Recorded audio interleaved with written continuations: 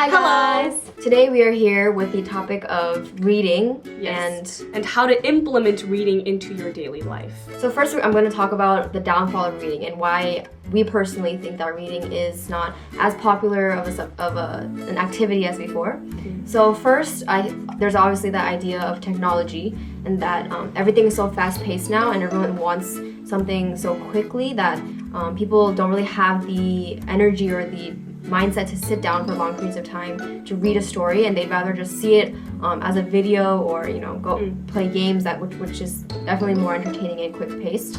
Because if you think about it, like with YouTube videos or movies, you can get to the climax of a storyline in like the maximum of like 2 hours, but for reading you have to really especially if you get to books that are like more than like 100 pages, for the climax to come you have to give yourself at least like 2 days.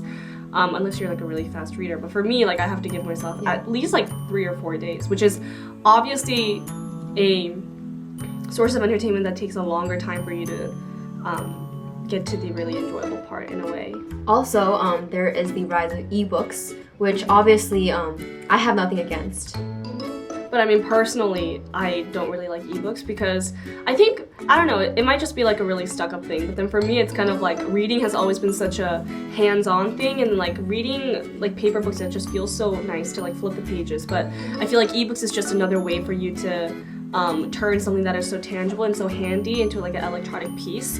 And I mean, obviously it has the pros of like being able to carry multiple books at once and being able to buy books for a lot cheaper, but at the same time it's just kind of like the whole experience of like picking one book for vacation or like buying a physical copy of a book. I feel like that personal experience that you can have with a book kind of disappears with ebooks. And that also has to do with the idea that people nowadays are more fast-paced and they also like to think more, and so when people are carrying around ebooks they have access to so many different things that I feel like their focus tends to shift from that one book, and they tend to look at all the other books as well, and they look through magazines in the ebook as well. And I feel like the ownership that we feel when we have like a paper copy, that's gone, because we can't physically write on it, we can't physically fold the pages, we can't, there's not that idea of ownership, and so that's something that's lost because of the downfall of reading paper books. And I mean, like, this channel right here has been inspired by the club that we made in our high school, which is called People of Socratic Heartedness, or P.O.S.H. And the reason that we wanted to make this club is because, surprisingly enough, despite the fact that our school is a very academically challenging school, we don't have an official book club, which was like really peculiar. Yeah. So that's why we wanted to make a platform where like students who actually do enjoy reading can come and talk about books and talk about intellectual topics as much as they want to, but also create a platform where people can be inspired to continue on this long-term culture of reading. And so that's why we kind of wanted to come here and kind of refocus our channel and talk to you guys about why we exist, why we are on this channel, and what we kind of want to promote. So the second point is we want to mention are ways that we can implement reading into our lives. And we will be giving you guys these ideas from our personal experiences and how we like to put in reading into our busy schedules. So for me, I like to think of reading as not a burdensome thing. So I think always having a little bit of something every day is better than trying to do a lot of it at once in longer periods of time. So what I like to do is I like to try and set a goal for myself every day, and instead of making it a chapter a day or like 20 pages a day, I like to just have like a really small minimum, so maybe like 2 pages a day, 3 pages a day, and if I want to read more, then obviously I can read more if I have time, but there's not that idea that I have to read because I have to. It's not forced. Yeah. And kind of going off of that and reading in chunks, like little chunks, I think it's really good to just kind of carry around a book everywhere you go.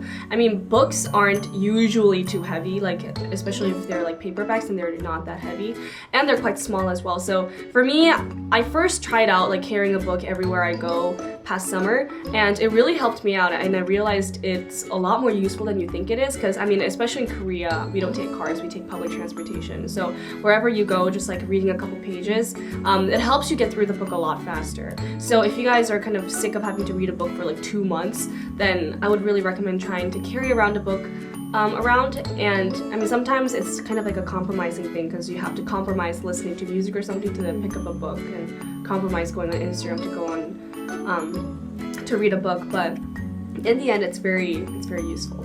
And another thing that kind of goes with like every other hobby in this world is that you have to constantly kind of inspire yourself to read. And the way that I like to do it most is to watch booktube videos on YouTube. I found out about booktube about a year ago, and I have been watching it religiously since then. And basically what booktube is kind of like what we do. They talk about books, but it's more of like a book recommendation kind of a site, and it's really useful because you are constantly exposed to people who are so passionate about books and people who want to continuously give you recommendations. And because of that, I got into Goodreads, which Goodreads you can like set goals for yourself about like how many books you want to read that year.